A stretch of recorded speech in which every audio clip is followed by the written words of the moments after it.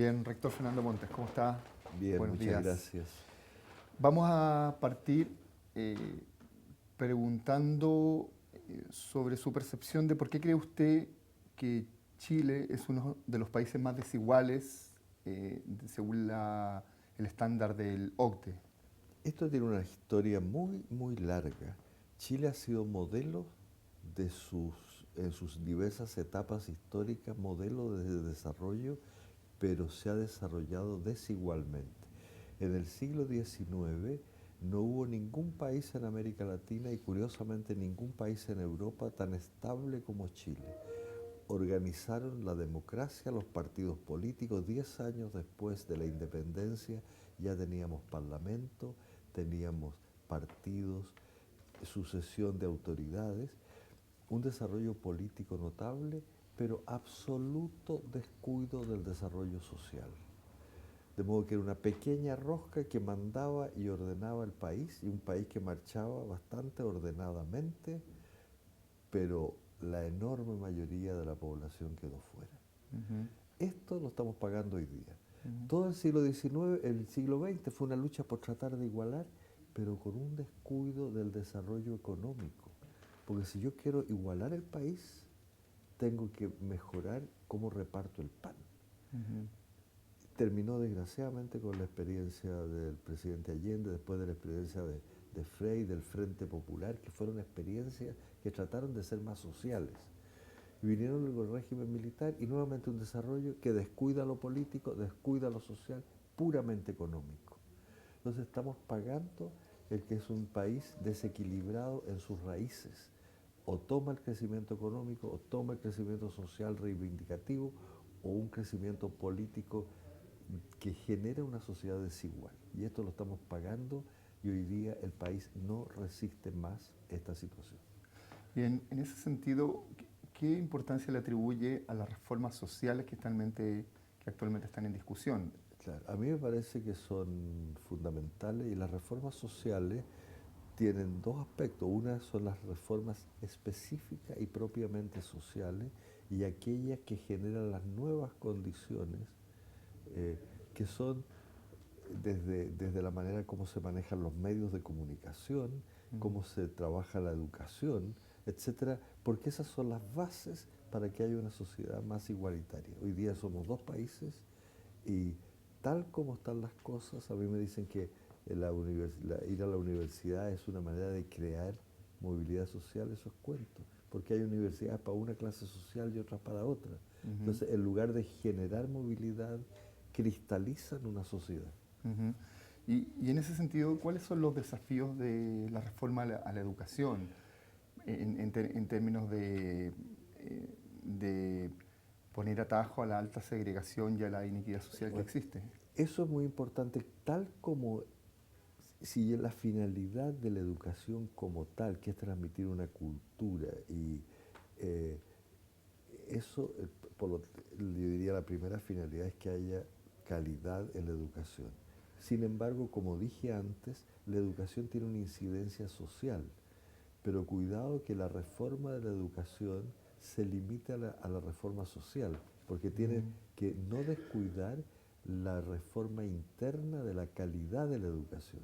O sea, ujú, tenemos que hacerla que sea comprensiva, que sea abierta, que no genere diferencia social, pero ese es uno de los elementos. El elemento propiamente educacional es mejorar la calidad. Yo por eso lamento, por ejemplo, que a veces en la discusión universitaria se habla de fondos, de recursos, de gratuidad y ujú. muy poquito sobre la calidad de la educación. Correcto, en ese sentido, centrar la discusión en el tema, sobre todo de la gratuidad, vendría a ser Me parece parcial, ¿no? muy importante desde el punto de vista social, Ujú. muy importante. Y sin embargo, cuidado que no vaya a ser que los rectores estemos todos enfocados solo a eso, descuidando los contenidos de la educación, los métodos de la educación, etcétera. Ujú. Y más allá de estas condiciones que pasan por un plano más legislativo, más político, eh, según su experiencia, ¿cómo ha contribuido la universidad a disminuir la brecha social dentro de sus capacidades? ¿Cómo ha contribuido a em, digamos, hacer frente a la desigualdad y a la segregación?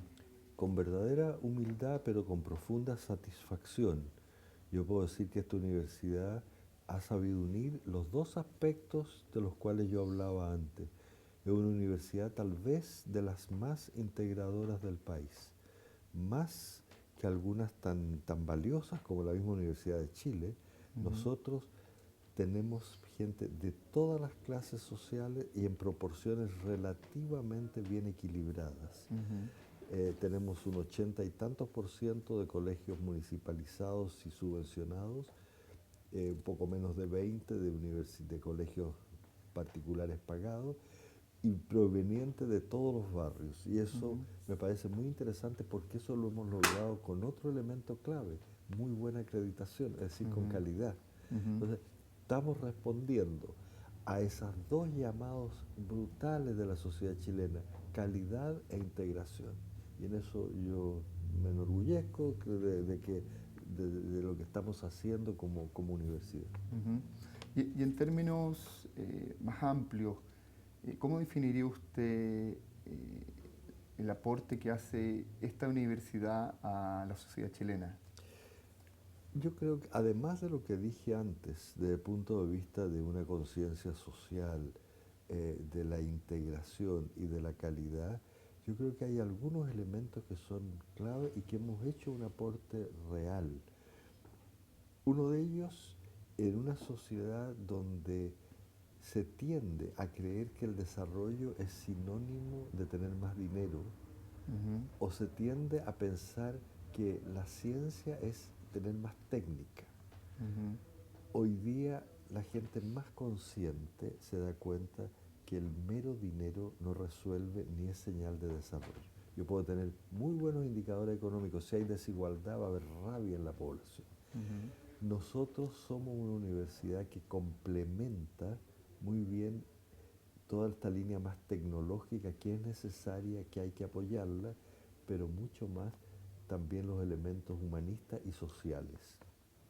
No basta tener dinero, hay que saber cómo se distribuye, quién decide, o sea, las decisiones políticas, las decisiones sociales, y creo que nosotros en eso hemos hecho una muy buena aportación.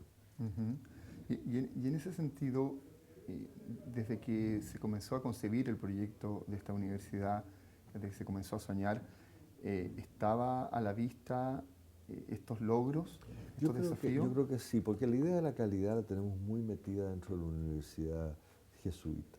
La visión humanista también, y ciertamente la preocupación social, que es uno de nuestros sellos.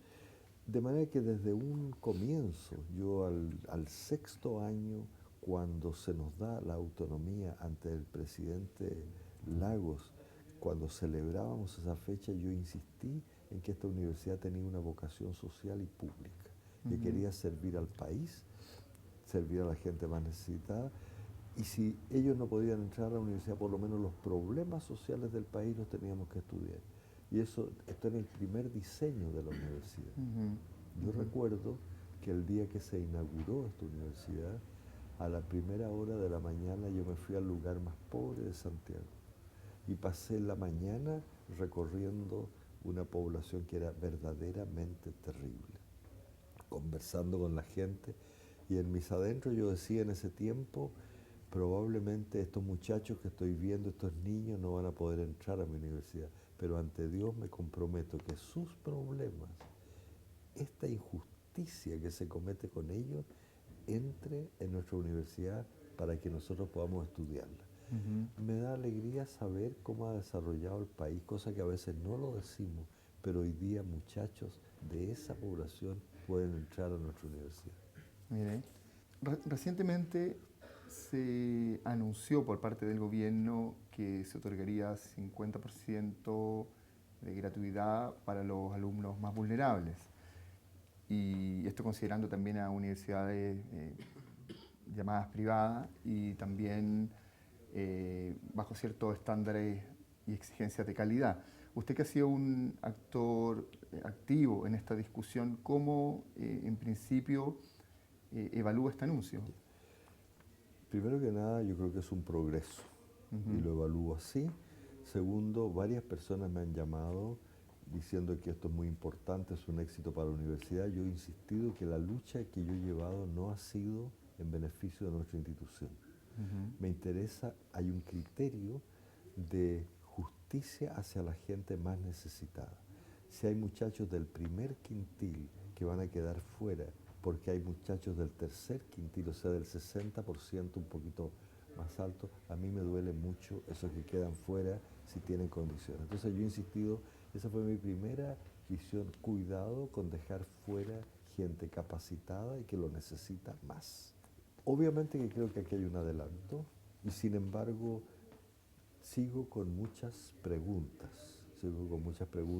y algunas quejas. O sea, a mí me dicen muy bien, el 50% de más escasos recursos me parece mejor, prefiero eso que un grupo más reducido. Sin embargo, me vuelven a decir el Consejo de Rectores y universidades que cumplan ciertos requisitos. Yo digo, estoy de acuerdo que se pongan esos requisitos, pero ¿por qué no le ponen esos mismos requisitos a las universidades del CRUCH? Correcto. Hay universidades que no tienen la misma acreditación que están exigiendo las otras. Correcto. Entonces, seamos coherentes porque si no podemos generar problemas mayores que los que solucionamos. Y hay otro problema más delicado, ya eso es institucional. El gobierno, si es que nos diera la gratuidad el año próximo, va a fijar nuestros aranceles. ¿Cuánto nos va a dar? Yo espero que haya cordura y confío en la autoridad que va a ver cuánto cuesta realmente tener una buena universidad. Las universidades del Consejo de Rectores reciben un aporte directo, más los aranceles. A mí no me pueden dar solo aranceles y hacerme competir con universidades que además reciben millones de dólares de aporte directo. Correcto. El Estado va a tener que mirar el conjunto porque si no sería mortal para nosotros. Correcto. Correcto. Por tanto, hay una serie de aspectos que afinar ahí Hay respecto muchos a aspectos que esa propuesta. se me precisen con toda claridad. Yo soy el primero, por ejemplo, ponen la idea de la participación. Yo soy absolutamente partidario a que reflexionemos y mejoremos los niveles de participación, pero a la vez yo tengo que ser capaz de poner ciertos límites. Una cosa evidente, puede haber participación de todos los estudiantes de la Universidad de Chile, pero ellos no pueden decidir que la Chile pase a ser una universidad privada. O sea, algunos límites tiene. No puede ser que ellos sean los dueños y señores y en todo proyecto tiene que ser así. Entonces hay que precisar muy bien de qué estamos hablando. Correcto, correcto. Ahora, en ese sentido, usted también ha sido crítico a la definición que se le da en términos generales a las universidades privadas. Usted ha defendido más bien el carácter público de algunas universidades y particularmente del Alberto Hurtado. ¿Podría explicar eso? A menudo en Chile hay cierta imprecisión del lenguaje que no estaba cuando yo era estudiante. Antes se hablaba de colegios fiscales. Y eso es claro, que es propiedad del Estado. Yo creo que lo público se puede definir por quién es el dueño o a quién sirve. Por ejemplo, la locomoción. Todos entendemos, locomoción pública y la locomoción privada, los autos que llevan a un señor de un lugar a otro. La locomoción pública, el Transantiago, la micro, nos interesa menos quién es el dueño. Lo que pedimos es que se preste un servicio de primera calidad al público. Si yo tengo un parque y soy el dueño, pero abro las puertas y digo, entre el que quiera ese parque es público. Entonces, es desde dónde se define lo público. A mí me interesa menos quién es el dueño y más que se preste un real servicio, sobre todo a los más pobres, de calidad. Correcto. Y en este sentido, yo creo que toda educación tiene un carácter público, no fiscal, pero público. Y esto hay que definirlo muy bien, porque lo público, por ejemplo, un movimiento estudiantil que está en las calles, que pide justicia para el país, ¿es privado o es público? Todo el mundo va a decir que es público. No es una cosa privada que está dentro de la casa, está en la calle. Y sin embargo no es estatal. Por eso que hay que tener mucho cuidado cómo se define. Y esto tiene consecuencias porque algunos defienden la educación privada para que el Estado no se meta Ajá. y quitarle atribuciones al Estado. Yo, por el contrario, yo creo que el Estado en esta universidad tiene algo que decir, tiene obligación de velar para que haya calidad, para que yo no engañe a los estudiantes. Entonces, cuando defiendo la idea pública es porque defiendo, por un lado, el buen servicio a la sociedad, preocupación por la sociedad, y a la vez que el Estado tiene obligación de verdaderamente preocuparse y exigirme y controlarme, Ujú. sabiamente, pero controlar, para que Ajá. no haya un desorden. Correcto, correcto. Ahora, el hecho de que la Universidad Alberto Hurtado tenga una inspiración, una dependencia de la orden jesuita, también se marca una distinción. Marca cosas que son interesantes. Por ejemplo, nosotros formamos parte de una red de más de 200 universidades en el mundo. Ujú. Segundo, tenemos una tradición, muchos siglos, y un estilo. Todas esas cosas, nosotros aquí en Chile no somos tradicionales, pero en muchos aspectos somos mucho más tradicionales que otros. Ujú. Correcto, correcto. Ahora, y en lo que ha sido su trayectoria como rector de esta universidad, ¿cuál considera que han sido sus principales éxitos y sus principales dificultades en su gestión? Bueno, yo creo que la universidad, yo no me atrevo a decir que son éxitos míos. Yo creo que ha Ajá. sido realmente que hemos logrado formar un equipo y la gente ha sido extremadamente comprometida con el proyecto.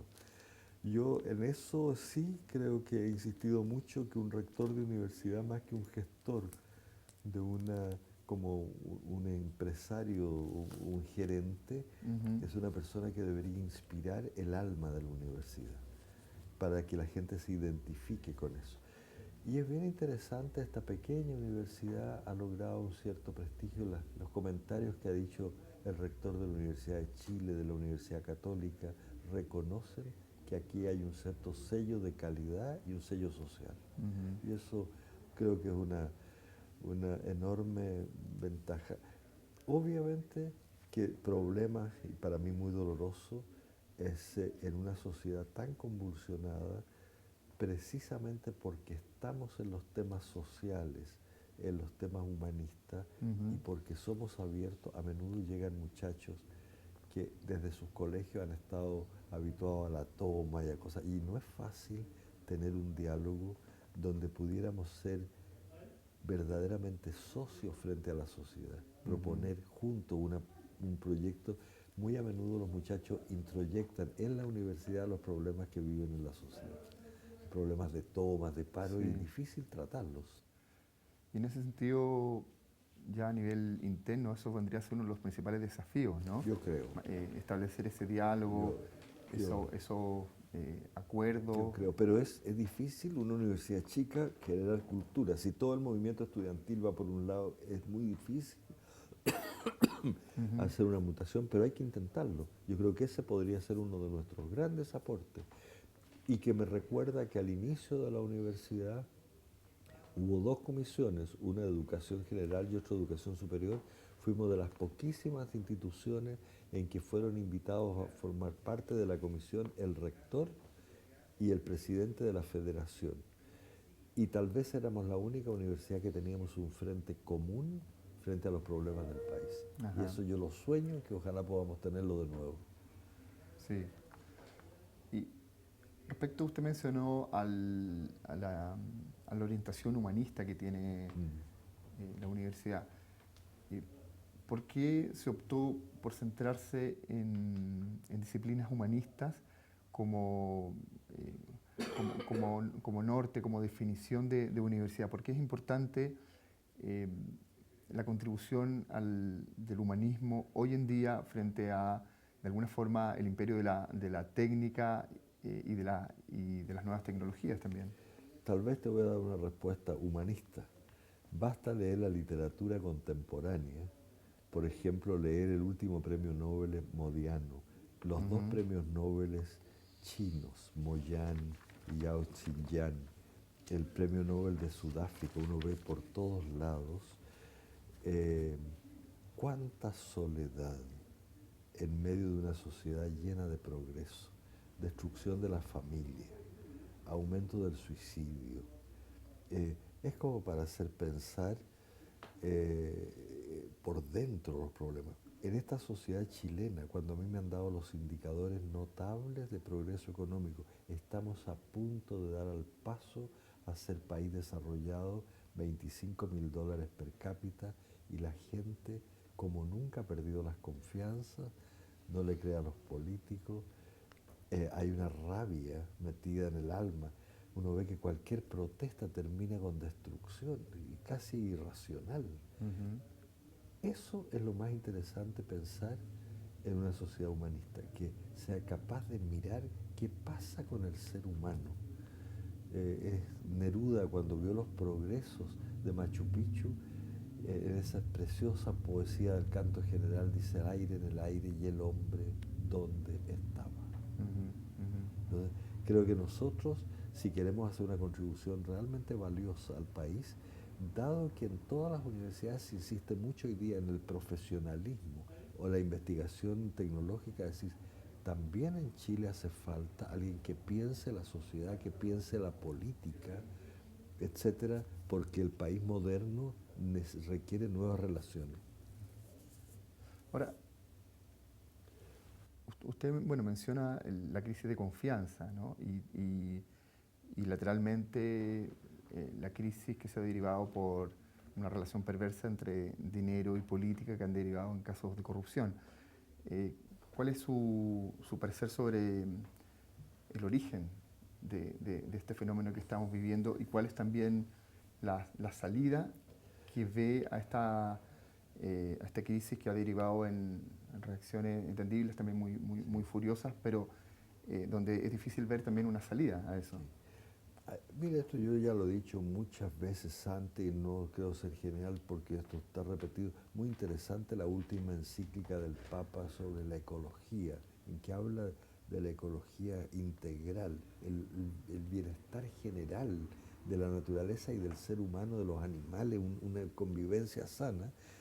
Nosotros hemos tenido desde los años 60, caída de la Guerra Fría, un una cultura globalizada centrada en lo económico Ujú. y en el progreso técnico. Y esto ha generado un individualismo brutal. Yo tengo que ganar o ganar, triunfar o triunfar. Y el gran triunfo es tener más plata para poder comprar lo que yo quiera. Ujú. Con un tremendo egoísmo, una tremenda soledad y una tremenda competencia, competitividad. Y eso a la larga trae muchos problemas, competitividad brutal, nos estamos mordiendo unos a otros. Eh, Creer que la felicidad es tener más y más, entonces dechachar y botar cosas. Ujú. Eh, y eso, desgraciadamente, a mí me tiene preocupado. En la cultura moderna y en el nuevo paradigma educativo, solo se habla de los derechos del niño. ¿Cuáles son mis derechos? ¿Qué es lo que tiene que darme a mí la sociedad? Y si no, me tomo la calle, y nadie le pregunta: ¿y qué vas a aportar tú a tu sociedad? O sea, los deberes.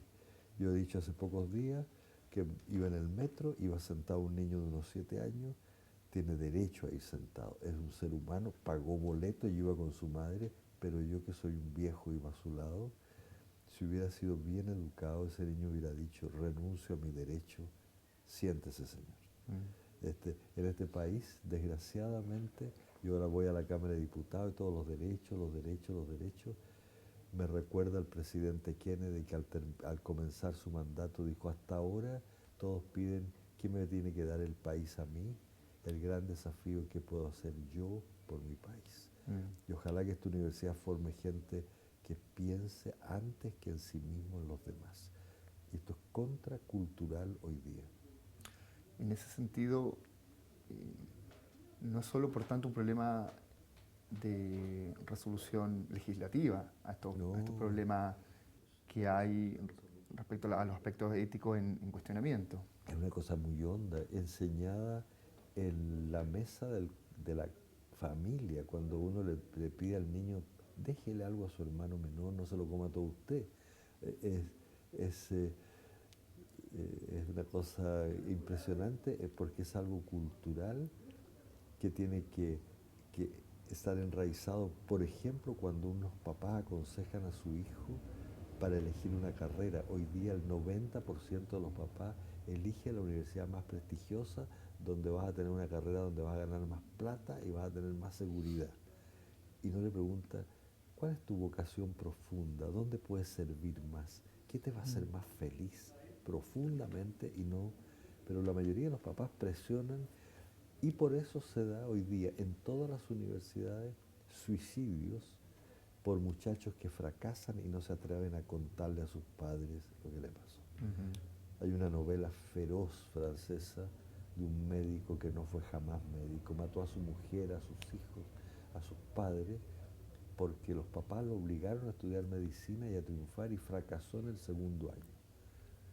Y no se atrevió a contarles nada, vivió 18 años mintiendo. Esto es un caso real.